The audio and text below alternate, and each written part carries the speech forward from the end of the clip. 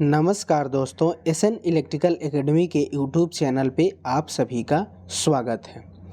UPPCL टीजी2 की preparation करने वाले स्टूडेंट के लिए यूपीपीसीएल टीजी2 का 2021 में क्वेश्चन पेपर हुए थे, उसी पेपरों का हम सॉल्यूशन करने जा रहे हैं। ये जो क्वेश्चन पेपर है वह 28 मार्च 2021 का मॉर्निंग शिफ्ट का क्वेश्चन पेपर है। इस क्वेश्चन पेपर में टोटल 150 टेक्निकल के क्वेश्चन हैं। इसमें से हम 50 क्वेश्चन का इस वीडियो में कंप्लीट सॉल्यूशन करेंगे। वीडियो अच्छी लगे तो वीडियो को लाइक कीजिएगा और अपने दोस्तों में भी प्लीज़ सभी स्टूडेंट, सभी मेरे प्यारे साथी वीडियो को ज़रूर शेयर करेंगे। तो चलिए क्वेश्चन का आगाज़ करते हैं आज के। इसका फर्स्ट नंबर क्वेश्चन। अब ये फर्स्ट नंबर देखिए, क्वेश्चन में क्या कहा जा रहा है कि इन ए 3 phase induction motor the number of coil पर फेज, मतलब कॉइल की संख्या पर फेज में फार्मूला क्या होगा? पर फेज कॉइल की संख्या, तो टोटल कॉइल की संख्या अपान नंबर ऑफ फेज, यानी ऑप्शन नंबर डी में दिया गया है total number of coil upon number of phase, इसलिए ऑप्शन नंबर डी सही आंसर हो जाएगा। अगर 3 फेज की बात किया जाए तो आर वाई बी ये 3 फेज होते हैं, आपस में 120 डिग्री के एंगल पर ये स्थापित होते हैं। अगला क्वेश्चन, अगला जो क्वेश्चन है सेकंड नंबर कि the material of commutator segment, जो कम्यूटेटर सेगमेंट बनते हैं जिसका काम होता है एसी टू डीसी और डीसी टू एसी कन्वर्ट करने का, उस कम्यूटेटर का जो सेगमेंट होता है वो किसका बना होता है? तो कम्यूटेटर सेगमेंट जो होता है वो हार्ड रन कापर का बना होता है, यानी ऑप्शन नंबर ए। यहाँ पे सिर्फ कापर दिया है तो ऑप्शन नंबर ए सही कर देंगे। अब रही बात कि जो कम्यूटेटर सेगमेंट बनता है हार्ड रन कापर का, उसके अंदर कौन सा इंसुलेशन डाला जाता है? तो याद रखिएगा, ये भी पूछा जाता है, ये जो डाला जाता है माइका डाला जाता है, जिसे हम अभ्रक भी बोला करते हैं। अगला क्वेश्चन, अगला जो क्वेश्चन है थर्ड नंबर कि इनमें से कौन सा सेकेंडरी कुंडलन की त्रुटि मानी जाती है? सेकेंडरी कुंडली जो होती है कंसंट्रेटेड वाइंडिंग, जो कि सिंगल फेज मोटरों में इसका प्रयोग किया जाता है। इसमें डिसएडवांटेज इसका ये होता है कि इसको स्थापित करना होगा तो हमें कुशल कारीगर की आवश्यकता होती है, और ये बाइंडिंग जो होती है इसका ऐसे आकार होता है, इसीलिए इसका नाम सेकेंडरी कुंडली बना है कंसंट्रेटेड वाइंडिंग, क्योंकि इसका सेंटर एक है और कई लेयर का ये बनता है। तो इसका डिसएडवांटेज यही होता है कि इसमें कुशल कारीगर की आवश्यकता होती है, और ये काफ़ी एरिया कवर करता है जिससे इसे इंसुलेशन के लिए स्थान मिल जाता है। तो डिसएडवांटेज की बात किया है कि त्रुटि इसकी क्या होती है, तो त्रुटि में क्या होगा कि प्रकाशा के कुंडलन को स्थापित करने के लिए हमें कुशल कारीगर की आवश्यकता होती है, इसलिए ऑप्शन नंबर बी जो है यह इसका डिसएडवांटेज होता है। इसमें शीतलन के लिए अच्छा स्थान मिल जाता है, ये तो इसके लिए एडवांटेज की बात हो गई।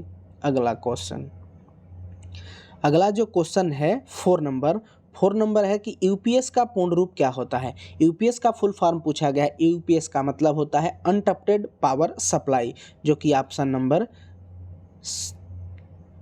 सी में दिया गया है अनटप्टेड पावर सप्लाई, इसलिए ऑप्शन नंबर सी बिल्कुल करेक्ट आंसर हो जाएगा। अगला क्वेश्चन, अगला जो क्वेश्चन है 5 नंबर कि निम्न में कौन सा एक वायरिंग सिस्टम नहीं है? जो वायरिंग सिस्टम है ये कौन सा नहीं है? ऑप्शन ए है जो रिंगमैन सिस्टम, ये वायरिंग का सिस्टम है। ट्री सिस्टम, ये भी वायरिंग का सिस्टम है। डिस्ट्रीब्यूशन बॉक्स सिस्टम, ये भी वायरिंग का सिस्टम है। ग्रिड सिस्टम जो होता है ये ट्रांसमिशन का सिस्टम होता है, इसलिए यही नहीं है वायरिंग का सिस्टम, इसलिए ऑप्शन नंबर 3 सही हो जाएगा। ट्री सिस्टम जो होता है इस पर क्वेश्चन बनते हैं, इसका प्रयोग कहाँ किया जाता है? तो बहुमंजिली इमारतें होती हैं वहाँ पे ट्री सिस्टम का उपयोग किया जाता है। ट्री सिस्टम का क्षेत्रफल जो होता है ट्री सिस्टम का, उसका क्षेत्रफल जो होता है 100 मीटर स्क्वायर का क्षेत्रफल होता है। इसमें करंट कितनी फ्लो होती है? तो 30 एम्पियर की करंट फ्लो होती है, और इसमें कितने पॉइंट होते हैं? तो 2 दो पॉइंट इसमें बनते हैं। इस ट्री सिस्टम में टोटल लोड हम कितना दे सकते हैं, तो 7.5 किलोवाट का लोड हम दे सकते हैं। इससे पॉपुलर क्वेश्चन जो है कि ट्री सिस्टम का उपयोग करते कहाँ हैं, तो बहुमंजिली इमारतों में इसका उपयोग किया जाता है। ये ज़रूर आप याद रखेंगे। अगला क्वेश्चन, अगला जो क्वेश्चन है 6 नंबर की Which lamp given the option can be operated on DC? Question पूछ रहा है कि कौन सा ऐसा लैंप है जिसका उपयोग हम DC पर भी कर सकते हैं। तो सोडियम वेपर लैंप ये तो AC पे होता है, मरकरी वेपर लैंप ये भी AC पर होता है, आर्क लैंप जो है वह DC पर होता है। लेकिन इस क्वेश्चन में कहा है कि कौन सा ऐसा लैंप है जो डीसी पर ऑपरेट हो सकता है, तो सकता में है इसलिए फ्लोरेसेंट लैंप हो जाएगा। फ्लोरेसेंट लैंप जो होता है यह एसी पे ही ऑपरेट होता है, लेकिन अगर हमें इसे डीसी पर ऑपरेट कराना होगा तो इसी के चोक के पास हम एक रजिस्टेंस जोड़ करके इसे हम डीसी पर ही ऑपरेट करा सकते हैं। तो यहाँ पे ऑप्शन जो हो जाएगा वह 4 ऑप्शन सही हो जाएगा, फ्लोरेसेंट लैंप। अगला क्वेश्चन, अगला जो क्वेश्चन है 7 नंबर की उपकरण के भूसंपर्कन के संदर्भ में कौन सा कथन सत्य है। यहाँ पे अर्थिंग की बात किया गया है कि कोई भी कारीगर है, कहीं पर भी काम कर रहा है, तो उसे हम लीकेज करंट से प्रोटेक्शन कैसे करेंगे। तो उसमें ऑप्शन जो ए दे रहा है, यहाँ पे देखिए उपकरण की भूसंपर्कन का संदर्भ क्या है। कोई भी उपकरण है, कोई मोटर है, उसकी हम ग्राउंडिंग क्यों करते हैं। तो ग्राउंडिंग करने का मतलब होता है कि अगर उसका इंसुलेशन फेलियर हो जाता है और इंसुलेशन फेलियर होकर उस वायर का जो मेटल पार्ट है उस मोटर की बॉडी के मेटल पार्ट से टच कर जाए और वहाँ पे काम करने वाले कारीगर उस मोटर के संपर्क में आए तो उसे विद्युत का झटका लग सकता है। इसीलिए ग्राउंडिंग किया जाता है कि जब वह कारीगर उस मोटर के संपर्क में आए, मेटल बॉडी के संपर्क में आए, तो जो वोल्टेज होता है तुरंत ग्राउंड हो जाए और वह इलेक्ट्रिक शॉक से बच सके। ऑप्शन ए कह रहा है कि भूसंपर्कन लघुपथन शॉर्ट सर्किट कर्मियों की सुरक्षा करता है।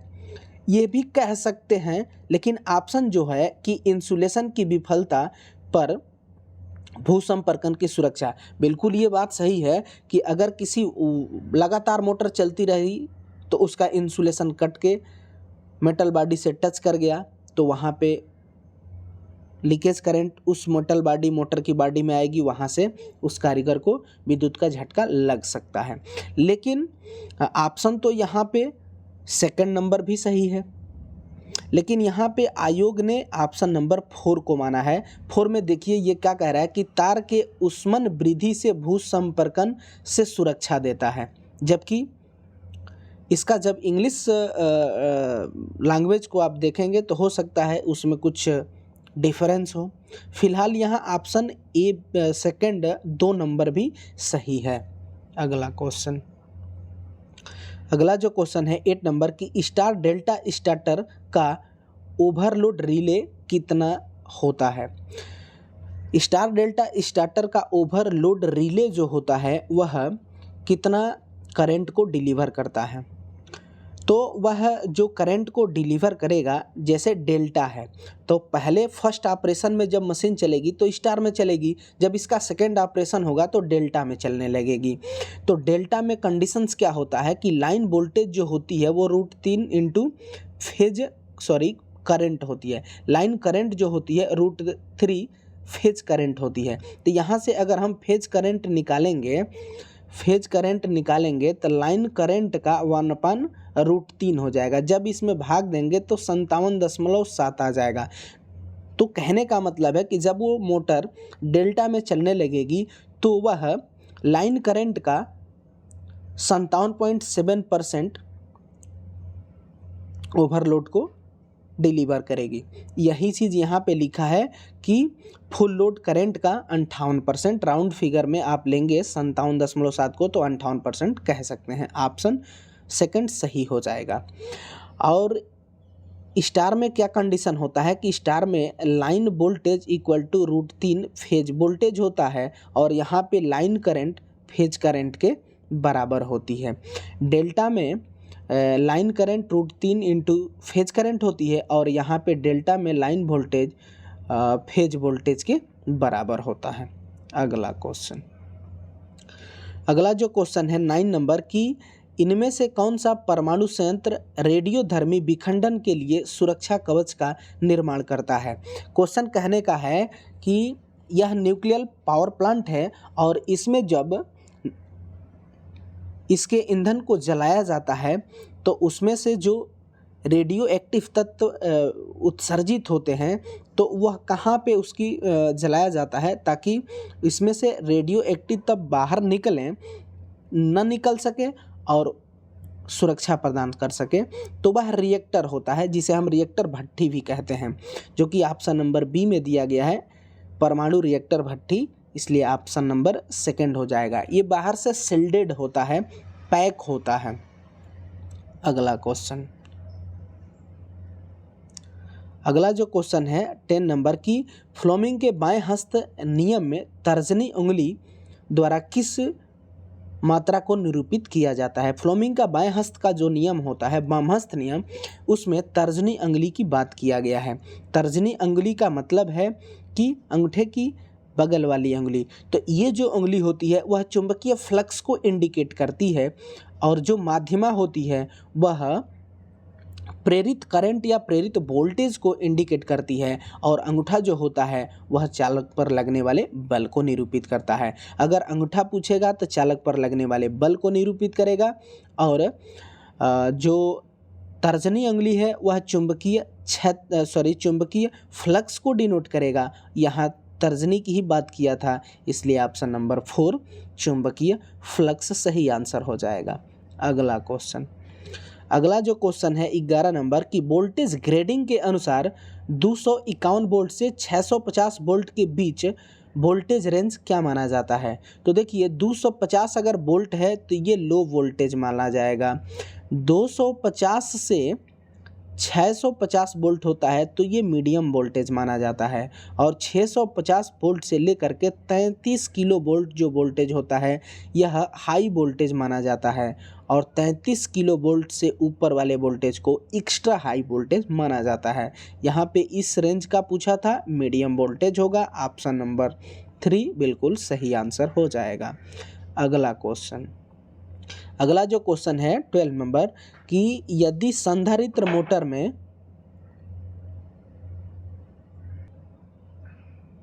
अगला जो क्वेश्चन है 12 नंबर कि एक सर्वात्रिक मोटर में द्विक परिवर्तक यानी कम्यूटेटर के साथ कार्बन ब्रश का संपर्क अनुपयुक्त है।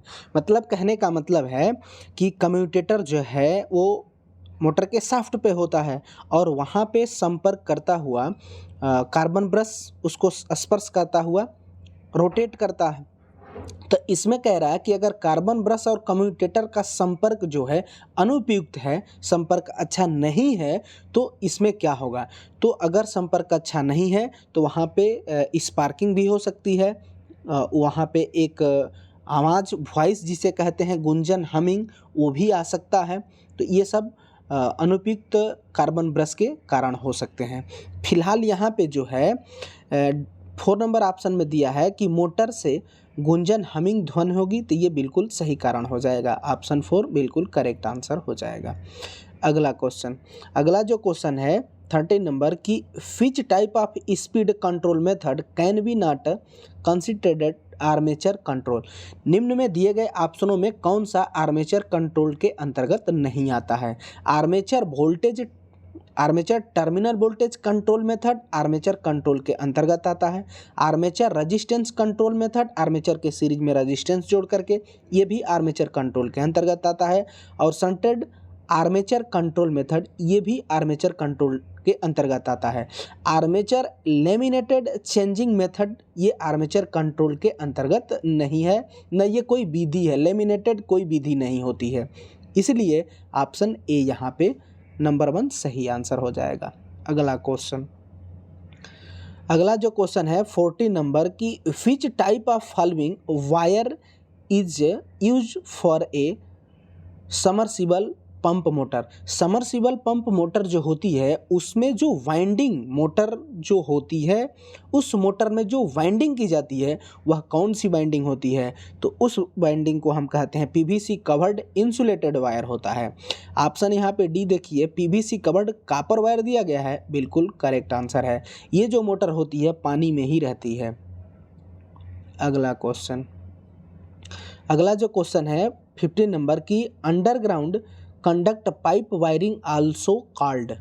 कहने का मतलब है कि अंडरग्राउंड कंड्यूट वायरिंग जो है इसे और किस नामों से हम जाने जाते हैं, तो कंड्यूट वायरिंग का दूसरा नाम जो होता है कंसील्ड वायरिंग होता है, और इसी का दूसरा नाम डक्ट वायरिंग भी होता है। यहाँ पे वही चीज़ कहा है, कंसील्ड या डक्ट वायरिंग।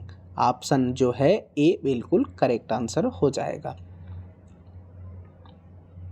अगला क्वेश्चन, अगला जो क्वेश्चन है 16 नंबर की, डीसी जनरेटर का ईएमएफ समीकरण क्या होता है।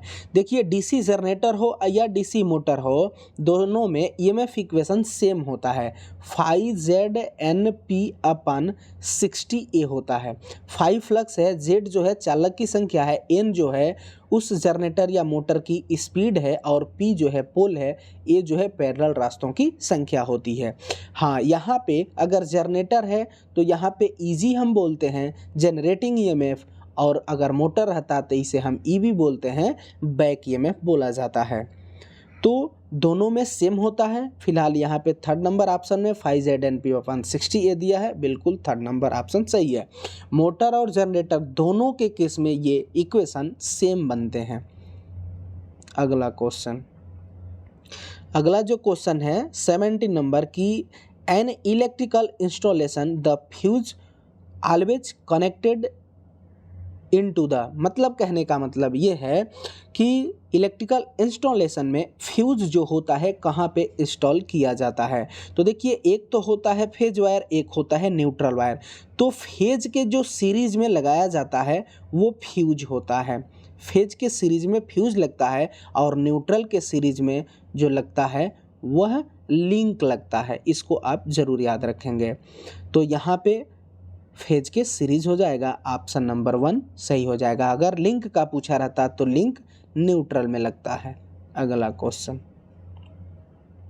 अगला जो क्वेश्चन है 18 नंबर की, self excited DC generator in residual magnetism available. Residual magnetism जो होता है, अवशिष्ट चुंबकत्व, वह कहाँ पे अवेलेबल होता है सेल्फ एक्साइटेड डीसी जनरेटर में, तो वो फील्ड वाइंडिंग में होता है। ऑप्शन जो ए है, थर्ड नंबर फील्ड वाइंडिंग बिल्कुल करेक्ट आंसर हो जाएगा। इसमें क्या होता है कि अवशिष्ट चुंबकत्व यही फील्ड वाइंडिंग में रहता है, तो वह मोटर सेल्फ स्टार्टेड होती है, बनती है। अगर सेपरेटली एक्साइटेड रहती है मोटर जनरेटर तो उसे बाहर से डीसी सप्लाई देना पड़ता है, उसमें उसकी फील्ड वाइंडिंग में फ्लक्स को जनरेट करने के लिए। अगला क्वेश्चन, अगला जो क्वेश्चन है 19 नंबर की, which type of battery is related primary battery. दिए गए ऑप्शनों में कौन सी प्राइमरी बैटरी के है, प्राइमरी बैटरी कौन सा है। लिथियम आयन ये जो है सेकेंडरी बैटरी के अंतर्गत आता है। निकिल मेटल हाइलाइड ये भी सेकेंडरी बैटरी के आता है, और लेड एसिड ये भी सेकेंडरी बैटरी के अंतर्गत आता है। एल्कलाइन जो होता है क्षारीय सेल, ये प्राइमरी सेल के अंतर्गत आते हैं, इसलिए ऑप्शन नंबर 1 यहाँ सही हो जाएगा। इसके बाद ड्राई सेल हो जाएगा, वोल्टाइक सेल हो जाएगा, लेक्लांसी सेल हो जाएगा, मरकरी सेल हो जाएगा, मरकरी सेल का दूसरा नाम बटन सेल होता है, शुष्क सेल हो जाएगा, सिल्वर ऑक्साइड सेल हो जाएगा। ये सभी के सभी प्राइमरी सेल होते हैं। सेकेंडरी सेल में आपको 3 प्रकार के सेल पढ़ने को मिलेंगे। लेड एसिड सेल हो जाएगा, उसके बाद निकिल आयरन सेल हो जाएगा, उसके बाद निकिल कैडमियम सेल हो जाएंगे। ये सभी सेकेंडरी सेल के अंतर्गत आते हैं।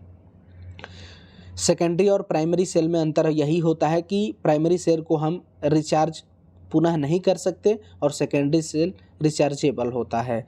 अगला क्वेश्चन 20 नंबर है कि बिजली के ट्रांसफार्मर में आयरन लॉस और कॉपर लॉस बराबर है, तो ट्रांसफार्मर की इफिशियंसी क्या होगी। ट्रांसफार्मर में लॉसेस एक तो है आयरन लॉस, एक है कॉपर लॉस। कॉपर लॉस जो होता है वेरिएबल लॉस होता है और आयरन लॉस जो होता है ये कांस्टेंट लॉस के अंतर्गत आता है। यानी नो लोड से फुल लोड तक आयरन लॉस फिक्स होता है और जैसे जैसे लोड बढ़ता है कॉपर लॉस बढ़ता है, जैसे जैसे लोड घटता है कॉपर लॉस घटता है। तो क्वेश्चन कह रहा है कि कॉपर लॉस बराबर आयरन लॉस हो जाए यानी कांस्टेंट लॉस बराबर वेरिएबल लॉस हो जाए तो ट्रांसफार्मर जो वर्क करता है मैक्सिमम इफिशियंसी के साथ वर्क करता है। उस टाइम ट्रांसफार्मर की जो इफिशियंसी होगी, दक्षता होगी, वह अधिकतम होगी। यहाँ अधिकतम ही पूछा है, आप सेकंड नंबर ऑप्शन बिल्कुल करेक्ट आंसर हो जाएगा। अगला क्वेश्चन, अगला जो क्वेश्चन है 21 की निम्नलिखित में कौन सा एक आदर्श ट्रांसफार्मर की विशेषता नहीं है। जो आइडियल ट्रांसफार्मर होते हैं उनकी विशेषता नहीं है। तो आइडियल ट्रांसफार्मर में क्या क्या हो सकते हैं? आइडियल ट्रांसफार्मर में लॉसेस शून्य हो जाएंगे, वोल्टेज रेगुलेशन जीरो हो जाएगा, ये सब उसके बाद लीकेज शून्य हो जाएगा। ये सब आइडियल ट्रांसफार्मर के हैं। आइडियल ट्रांसफार्मर में इंसुलेशन रेजिस्टेंस जो है वो शून्य हो जाएगा। ये सब आइडियल ट्रांसफार्मर के रीजन्स हैं। तो ये कह रहा है कि देखिए आज सेकंड नंबर ऑप्शन कह रहा है कि शून्य आयरन लॉस, तो ये आइडियल ट्रांसफार्मर का बिल्कुल करेक्ट बात है, सही है। शून्य वाइंडिंग रेजिस्टेंस, ये भी सही बात है। कोई चुंबकीय रिसाव यानी लीकेज नहीं, ये भी बात सही है। 50% कॉपर लॉस जो है ये आइडियल ट्रांसफार्मर में नहीं हो सकता, इसलिए ऑप्शन नंबर ए बिल्कुल करेक्ट आंसर हो जाएगा। आइडियल ट्रांसफार्मर का मतलब है कि उसमें किसी भी प्रकार का जो लॉस है वो बिल्कुल जीरो होना चाहिए। अगला क्वेश्चन, अगला जो क्वेश्चन है इस फिगर को आपको देख करके बताना है कि ये है कौन सी बैटरी है। ये जो बैटरी है ये बैटरी का नाम क्या है? तो ये सेकेंडरी बैटरी के अंतर्गत आता है और इस बैटरी को हम लेड एसिड बैटरी कहते हैं। ऑप्शन नंबर सेकंड बिल्कुल करेक्ट आंसर हो जाएगा। अगला क्वेश्चन, अगला जो क्वेश्चन है 23 नंबर, ये न्यूमेरिकल है कि यदि एसी वोल्टेज का अधिकतम मान 440 वोल्ट है तो इसका औसत मान ज्ञात कीजिए। मैक्सिमम वोल्टेज दिया गया है, एवरेज मान पूछा गया है, तो वोल्टेज का भी मैक्सिमम मान दिया गया है 440 वोल्ट। एवरेज मान पूछा है तो वोल्टेज का एवरेज मान इक्वल टू हो जाएगा मैक्सिमम मान यानी 0.637 वी मैक्स हो जाएगा। अब ये 0.637 और वी मैक्स का मान यहाँ पे दिया गया है इंटू 440 वोल्ट। जब आप इसमें गुणा करेंगे तो 280.28 वोल्ट आ जाएगा। ऑप्शन नंबर थर्ड बिल्कुल करेक्ट आंसर हो जाएगा। अगला क्वेश्चन, अगला जो क्वेश्चन है 44 नंबर कि जब squirrel cage induction motor star delta में जुड़ा है तो इनमें से कौन सा फेज वोल्टेज के बराबर है। देखिए ये जो मोटर है 3 फेज इंडक्शन मोटर में 2 मोटर होती है, एक स्क्वायरल केज और एक स्लिप रिंग। यहाँ पे स्क्वायरल केज की बात किया गया है तो स्क्वायरल केज मोटर है वह स्टार्टर इसमें लगा है स्टार डेल्टा स्टार्टर। फर्स्ट में तो यह स्टार ऑपरेशन में चलती है, लेकिन जब इसका सेकंड ऑपरेशन स्टार्ट होता है तो वह डेल्टा में स्टार्ट हो जाती है। तो डेल्टा में कह रहा है कि फेज वोल्टेज और लाइन वोल्टेज का रिलेशन क्या होगा। हमने अभी प्रीवियस क्वेश्चन में आपको डेल्टा के बारे में बताया था कि डेल्टा में कंडीशंस होता है कि लाइन वोल्टेज बराबर फेज वोल्टेज होता है, और करंट की बात करें तो लाइन करंट जो होती है डेल्टा में वह √3 फेज करंट होती है। यहाँ फेज वोल्टेज पूछा है तो फेज वोल्टेज किसके बराबर हो रहा है? लाइन वोल्टेज के बराबर हो रहा है, इसलिए option number A line voltage बिल्कुल करेक्ट आंसर हो जाएगा। अगला क्वेश्चन, अगला जो है 25 नंबर की BIS के अनुसार बिजली और पंखों में उप परिपथ पर अधिकतम भार ... से अधिक नहीं होना चाहिए। लाइट एंड फैन सर्किट की बात किया गया है, इसमें मैक्सिमम लोड की बात कहा गया है कि कितना होता है। तो देखिए लाइट एंड फैन सर्किट में मैक्सिमम जो लोड हो सकता है वह 800 वाट का लोड हो सकता है। इसमें पॉइंट कितने बनते हैं? तो 10 पॉइंट बनते हैं। इसके बाद इसमें एक सर्किट जो होगा उस सॉकेट का रेटिंग कितनी होती है? तो 100 वाट होती है।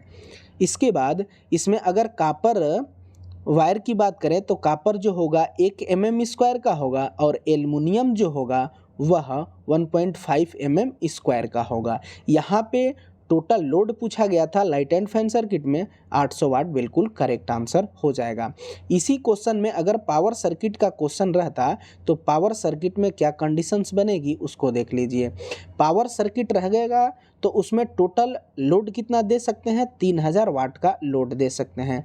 टोटल पॉइंट इसमें कितने होंगे, 2 पॉइंट हो जाएंगे। और इसमें एक सॉकेट का जो रेटिंग होगी वो कितनी होगी, तो वहाँ पे 100 होती थी, यहाँ पे 1000 हो जाएगी।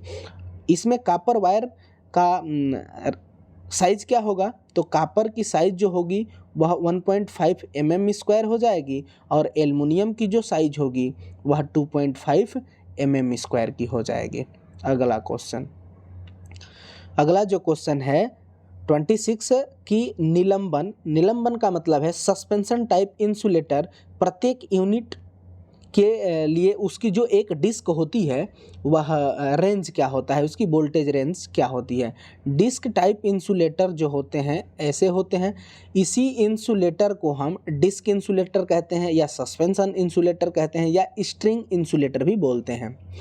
अब इसमें प्रत्येक डिस्क की रेंज होती है, वोल्टेज सहन क्षमता होती है। इसकी प्रत्येक डिस्क की जो वोल्टेज सहने की क्षमता होती है वह 11 किलो वोल्ट होती है। ऑप्शन नंबर 1 बिल्कुल करेक्ट आंसर हो जाएगा। जैसे जैसे वोल्टेज बढ़ाया जाता है वैसे वैसे ट्रांसमिशन लाइन के टावर पर इस डिस्क की संख्या भी बढ़ाई जाती है और इसे 2 तरीके से प्लेस्ड किया जाता है, एक हॉरिजॉन्टल और एक वर्टिकल। ये हॉरिजॉन्टल है इसीलिए इसका नाम सस्पेंशन टाइप इंसुलेटर या डिस्क इंसुलेटर या स्ट्रिंग इंसुलेटर होता है। जब इसे वर्टिकल प्लेस्ड किया जाता है तो वर्टिकल में इसका जो नाम होता है वह टेंशन इंसुलेटर या स्ट्रेन इंसुलेटर होता है और इसका जो यूज किया जाता है वह ट्रांसमिशन लाइन में किसी कॉर्नर पे या किसी नदी को क्रॉस कराना हो तो वहाँ पे इस इंसुलेटर का प्रयोग किया जाता है। और लो वोल्टेज में लाइन को घुमाना हो या एंड पर साइकिल इंसुलेटर का प्रयोग किया जाता है। साइकिल इंसुलेटर को स्पूल इंसुलेटर या रील इंसुलेटर भी बोला जाता है। अगला क्वेश्चन, अगला जो क्वेश्चन है 27 नंबर की यूरेनियम का परमाणु क्रमांक क्या होता है। यूरेनियम जो होता है वह न्यूक्लियर पावर प्लांट में ईंधन के रूप में प्रयोग किया जाता है और इसका परमाणु क्रमांक जो होता है 92 होता है। ऑप्शन जो होगा सेकंड नंबर बिल्कुल करेक्ट आंसर हो जाएगा। यूरेनियम जो होता है वह न्यूक्लियर पावर प्लांट का एक प्रकार का ईंधन होता है। अगला क्वेश्चन, अगला जो क्वेश्चन है 28 नंबर की BIS के अनुसार किसी भी इंस्टॉलेशन में अधिकतम लीकेज करंट स्वीकार्य सीमा क्या होती है। तो लीकेज करंट जो होती है वह फुल लोड करंट का 1/5000वां भाग से अधिक नहीं होनी चाहिए। ऑप्शन नंबर ए बिल्कुल करेक्ट आंसर हो जाएगा। अब रही इंसुलेशन रेजिस्टेंस की बात, तो इंसुलेशन रेजिस्टेंस जब हम निकालते हैं इंसुलेशन रेजिस्टेंस तो इसके लिए फार्मूला होता है 50 बटा बिंदुओं की संख्या, उपभोग बिंदुओं की संख्या, एक हो जाता है। दूसरा होता है कि PVC अगर वायर के लिए इंसुलेशन रेजिस्टेंस निकाल रहे हैं तो उसके लिए क्या फार्मूला बनेगा, तो PVC इंसुलेशन वायर के लिए इंसुलेशन रेजिस्टेंस 12.5 अपन उपभोग बिंदुओं की संख्या होती है। और यही बिहार इंस्ट्रक्टर में पूछा गया है कि PVC वायर का इंसुलेशन रेजिस्टेंस क्या होता है, तो वहाँ पे ऑप्शन जो मिला था यह 12.5 अपन उपभोग बिंदुओं की संख्या होगी। अगला क्वेश्चन, अगला जो क्वेश्चन है 29 नंबर की what is generated frequency Indian electric supply. मतलब इंडिया की जो जनरेटिंग वोल्टेज AC की जो फ्रीक्वेंसी होती है वो कितनी होती है, तो 50 हर्ट्ज होती है और DC की कितनी होती है, तो 0 हर्ट्ज होती है। फ्रीक्वेंसी का मात्रक हर्ट्ज भी होता है और साइकिल पर सेकंड भी होता है, इसको भी आप याद रखेंगे। ऑप्शन नंबर 4 बिल्कुल करेक्ट आंसर हो जाएगा। यहीं पे पूछा जाता है कि अमेरिका की फ्रीक्वेंसी कितनी होती है, तो वहाँ पे 60 हर्ट्ज प्रयोग किया जाता है। ये भी UPPCL TG2 में पूछा गया क्वेश्चन है। अगला क्वेश्चन, अगला जो क्वेश्चन है 30 नंबर की which one is not braking system. Brake निम्न में दिए गए ऑप्शनों में कौन सा ब्रेकिंग सिस्टम नहीं होता है। तो ब्रेकिंग जब आप पढ़ेंगे तो ब्रेकिंग में आपको दो प्रकार की ब्रेकिंग पढ़ने को मिलती है। एक तो होती है इलेक्ट्रिकल ब्रेकिंग और एक होती है मैकेनिकल ब्रेकिंग। जो आप देखेंगे ट्रेन में जो लगती है वो मैकेनिकल ब्रेकिंग होती है, और मैकेनिकल ब्रेकिंग जो होती है रफ होती है और इसमें वॉइस भी, शोर भी बहुत आती है। इलेक्ट्रिकल ब्रेकिंग जो होती है स्मूथ होती है और इसमें वॉइस नहीं होती है। और इलेक्ट्रिकल ब्रेकिंग में जो ब्रेकिंग आती है वह प्लगिंग ब्रेकिंग होता है। प्लगिंग ब्रेकिंग का जो कि ऑप्शन ए में दिया है प्लगिंग ब्रेकिंग।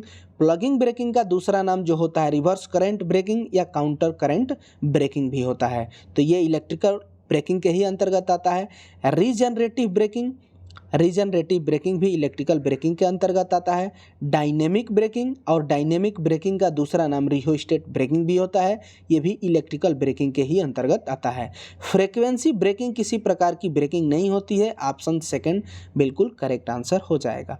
अगला क्वेश्चन, अगला जो क्वेश्चन है 31 नंबर की प्रेरित विद्युत वाहक बल स्वयं को उत्पन्न होने वाले बल का विरोध, विरोध का मतलब ही हुआ कि जिसके कारण वह उत्पन्न हुआ उसी का विरोध किया, यह लेंज का नियम कहलाता है। ऑप्शन नंबर 4 बिल्कुल करेक्ट आंसर हो जाएगा। इसकी फार्मूला की बात करेंगे तो E बराबर -n d फाई अपन dt हो जाता है। यही माइनस जो होता है वह विरोध को प्रदर्शित करता है। अगला क्वेश्चन, अगला जो क्वेश्चन है 32 नंबर की सोपनी वोल्टता स्थायीकरण स्टेपलाइजर में निर्गत वोल्टता को विनियमित करने के लिए किस प्रकार के परिणामीत्र का उपयोग किया जाता है। यानी वोल्टेज रेगुलेटर यानी निर्गत वोल्टता नियमन में किस प्रकार के ट्रांसफार्मर का प्रयोग किया जाता है, यानी स्टेपलाइजर में किस प्रकार के ट्रांसफार्मर का प्रयोग किया जाता है, तो वह ऑटो ट्रांसफार्मर प्रयोग किया जाता है। ऑप्शन नंबर 2 बिल्कुल करेक्ट आंसर हो जाएगा। ये भी याद रखिएगा कि 2 वाइंडिंग ट्रांसफार्मर से बेहतर होता है ऑटो ट्रांसफार्मर।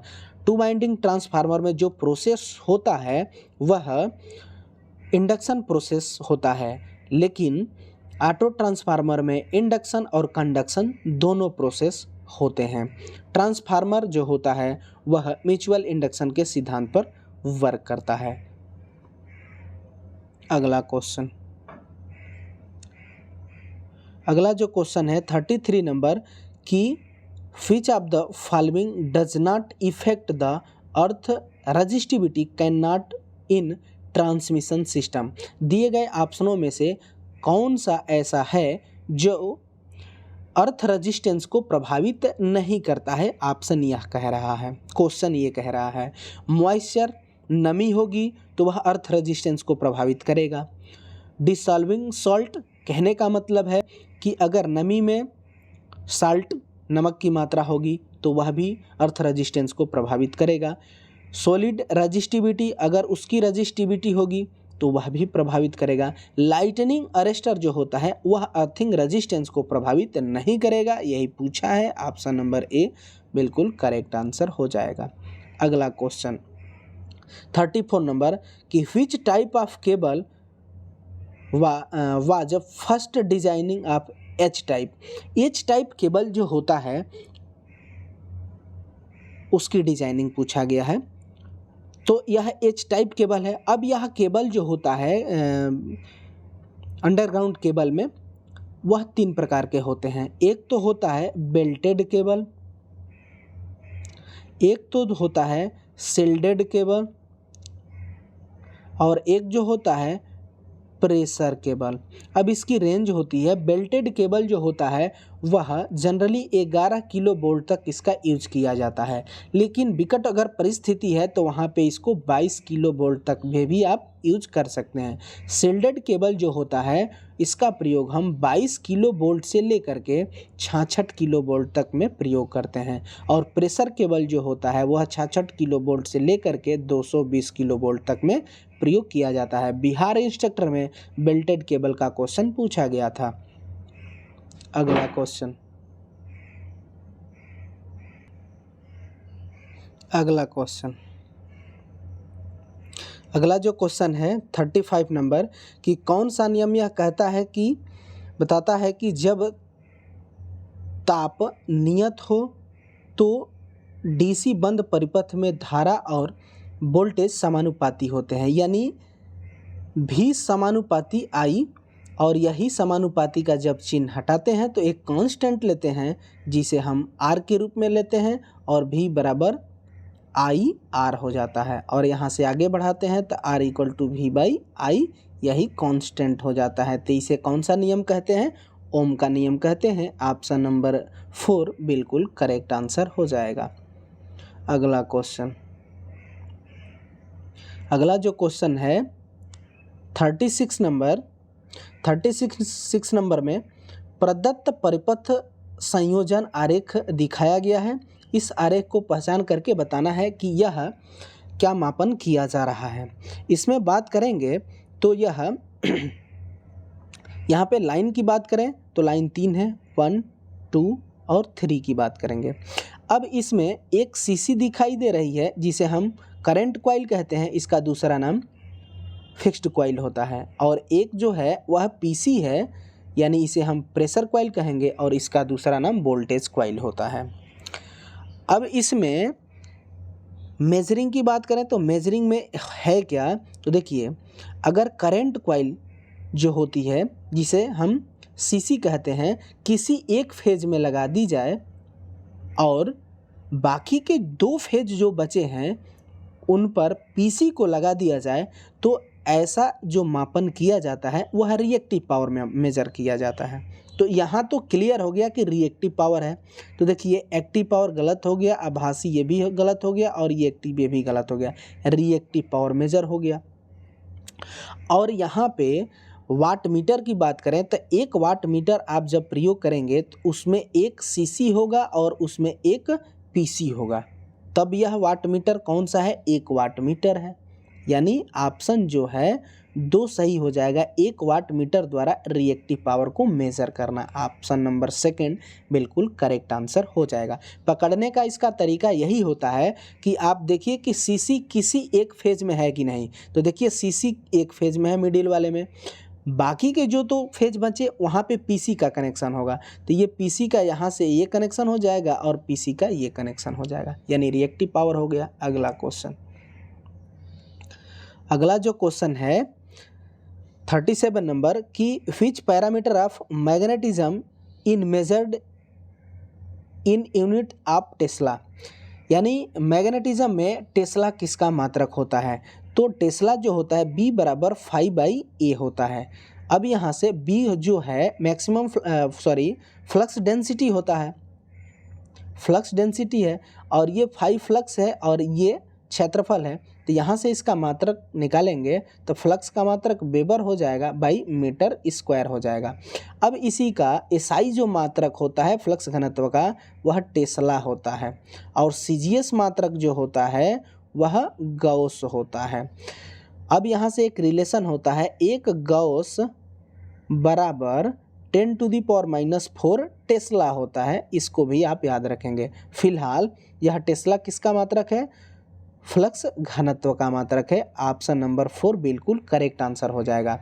यह याद रखिएगा एसआई मात्रक है टेस्ला, और गॉस और टेस्ला में रिलेशन है कि एक गॉस बराबर 10⁻⁻⁴ टेस्ला होता है, और यह वेबर प्रति मीटर स्क्वायर भी इसका मात्रक होता है।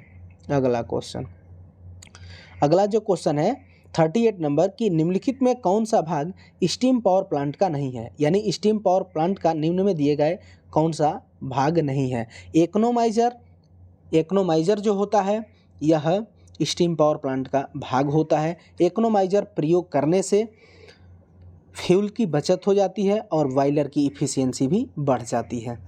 इसके बाद बॉयलर भी होता है, सुपर हीटर भी होता है, वाटर टरबाइन जो होता है यह हाइड्रो पावर प्लांट का होता है, इसलिए ऑप्शन नंबर ए बिल्कुल करेक्ट आंसर हो जाएगा। अगला क्वेश्चन,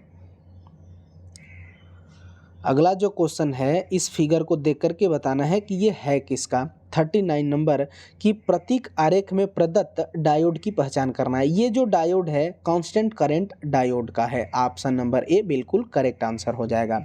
सेकंड नंबर ऑप्शन में शॉटकी डायोड दिया है, तो शॉटकी डायोड का जो सिंबल होता है वह ऐसे होता है, ये जो है शॉटकी डायोड का है। जीनर डायोड दिया है थर्ड नंबर ऑप्शन में, तो जीनर डायोड का जो सिंबल होता है वह ऐसे जेनर डायोड का होता है। और प्रकाश उत्सर्जक डायोड यानी एलईडी का कह रहा है एलईडी। एलईडी का मतलब है light emitting diode, forward bias में वर्क करता है। एलईडी की बात करें तो इसका जो सिंबल हो जाएगा वो ऐसे हो जाएगा। और फोटो डायोड का सिंबल जो होता है वह एलईडी का जस्ट उल्टा होता है, वो ऐसे हो जाएगा। इसके बाद एक डायोड टनल डायोड भी आपको देखने को मिलता है, एग्जाम में पूछा जाता है। टनल डायोड का जो सिंबल होता है वह ऐसे होता है, ये टनल डायोड का है। अगला क्वेश्चन, अगला जो क्वेश्चन है 40 नंबर की, इसमें है कि निम्नलिखित में कौन सा एक अर्धचालक है। टंगस्टन तो है कंडक्टर में आ जाएगा, गोल्ड कंडक्टर में आ जाएगा, सिल्वर ये तो विद्युत का सर्वश्रेष्ठ कंडक्टर में आता है, और सिलिकॉन जो है इसके साथ जर्मेनियम है, सेलेनियम है, ये सब सेमीकंडक्टर होते हैं। ऑप्शन नंबर सेकंड बिल्कुल करेक्ट आंसर हो जाएगा। अगला क्वेश्चन, अगला जो है 41 नंबर क्वेश्चन कि which type of wattmeter can be used for measuring the active power in three phase system and low power factor। कौन सा ऐसा वाटमीटर है जो एक्टिव पावर को मेजर करता है और थ्री फेज सिस्टम है लो पावर फैक्टर को मेजर करना है। तो लो पावर फैक्टर को मेजर करने के लिए एलपीएफ वाटमीटर का प्रयोग किया जाता है। एलपीएफ वाटमीटर जो है वह एक्टिव पावर को मेजर करता है और इसका फुल फॉर्म जो होता है low power factor metre. Option number third बिल्कुल करेक्ट आंसर हो जाएगा। अगला क्वेश्चन, अगला जो क्वेश्चन होता है 42 नंबर की, एक मेगा ओम कितने के बराबर होगा। एक मेगा ओम का मतलब है एक पर कितने जीरो, 6 जीरो, यानी 10⁻6। ऑप्शन नंबर सेकंड बिल्कुल करेक्ट आंसर हो जाएगा। अगला क्वेश्चन, अगला जो है 43 नंबर की, संधारित्र की धारिता किसके समानुपाती होती है। संधारित्र की धारिता C = epsilon 0 epsilon R A/D होता है। अब कह रहा है कि किसके समानुपाती होता है, तो समानुपाती का मतलब है C समानुपाती क्षेत्रफल, C समानुपाती 0 नॉट एप्सिलॉन 0 एप्सिलॉन R, और व्युत्क्रमानुपाती क्या होगा, उस प्लेट के जो डिस्टेंस होगा उसकी दूरी के व्युत्क्रमानुपाती होता है। तो प्लेट के बीच की दूरी के व्युत्क्रमानुपाती संधारित्र होता है। समानुपाती बात करें तो क्षेत्रफल के होगा और परमिटिविटी के बात होगा। तो यहाँ पे क्षेत्रफल दिया है, इसलिए ऑप्शन नंबर सेकंड बिल्कुल करेक्ट आंसर हो जाएगा। अगला क्वेश्चन 44 नंबर क्वेश्चन है कि किसी एक महीने में कुल मांग को किसी समयावधि में दिनों की संख्या से विभाजित किया जाता है तो वह क्या प्राप्त होता है। एक महीने में मांगों का जो मान है उसमें टोटल दिन की संख्या से जब भाग हम देते हैं तो वह एवरेज डिमांड होता है, औसत मांग होता है। ऑप्शन नंबर ए बिल्कुल सही आंसर हो जाएगा। अब डिमांड फैक्टर जो होता है वह मैक्सिमम डिमांड अपन कनेक्टिंग लोड होता है। ये डिमांड फैक्टर का मतलब फार्मूला है। अगला क्वेश्चन है 45 नंबर कि which part of DC generator used for supporting pole core and provided mechanical protection to inner part of machine. कहने का क्वेश्चन मतलब है कि डीसी जनरेटर में कौन सा ऐसा पार्ट होता है जो फील्ड कोर को सपोर्ट प्रदान करता है और उसे मैकेनिकल प्रोटेक्शन भी देता है उसके अंदर वाले पार्टों को, उसे हम क्या कहते हैं, योक बोलते हैं। ऑप्शन जो है सेकंड नंबर बिल्कुल करेक्ट आंसर है। योक जो होता है वह कास्ट आयरन या कास्ट स्टील दोनों का बनता है। अगला क्वेश्चन, अगला जो क्वेश्चन है 46 नंबर कि डीसी जनित्र के किस भाग में एक चुंबकीय क्षेत्र प्रणाली नहीं होती है तो वह आर्मेचर कोर होता है। ऑप्शन नंबर सेकंड बिल्कुल करेक्ट आंसर हो जाएगा। आर्मेचर कोर में ही जनरेटिंग वोल्टेज बिल्डअप होता है और कोई भी मशीन हो उसमें अगर वोल्टेज बिल्डअप होता है तो सदैव एसी प्रवृत्त का ही होता है। वहाँ से हम कम्यूटेटर के माध्यम से एसी को डीसी और डीसी को एसी में कन्वर्ट कर लेते हैं। अगर डीसी जनरेटर की बात किया जाए तो जनरेटर के आर्मेचर में जो वोल्टेज बिल्डअप हुआ वो एसी होता है, तो इसे हम बाहर में अगर ले जाएंगे तो डीसी में कन्वर्ट होगा, तो यहाँ पे कम्यूटेटर काम करेगा। तो कम्यूटेटर डीसी जनरेटर में क्या काम करता है, तो एसी वोल्टेज को डीसी वोल्टेज में कन्वर्ट करता है। लेकिन इसका ठीक उल्टा मोटर में होता है। अगर डीसी मोटर रहता तो वहाँ पे ठीक इसका उल्टा काम करता। अगला क्वेश्चन, अगला जो क्वेश्चन है 47 नंबर कि the SI unit of luminous efficiency, luminous दक्षता का मात्रक क्या होता है, तो ल्यूमिनस दक्षता का मात्रक ल्यूमेन प्रति वाट होता है। ऑप्शन जो थर्ड है ल्यूमेन प्रति वाट बिल्कुल करेक्ट आंसर हो जाएगा। लक्स किसका है, तो ल्यूमिनस का मात्रक लक्स होता है। और ज्योति तीव्रता का मात्रक क्या होता है, तो वो कैंडिला होता है। ल्यूमेन फ्लक्स ये ल्यूमेन का मात्रक होता है। अगला क्वेश्चन, अगला जो क्वेश्चन है 48 नंबर की which is related to inverter but not related to battery. दिए गए ऑप्शनों में से कौन सा बैटरी से संबंधित पार्ट नहीं है। इलेक्ट्रोलाइट, बैटरी के अंदर हम इलेक्ट्रोलाइट डालते हैं तो ये तो बैटरी का पार्ट है।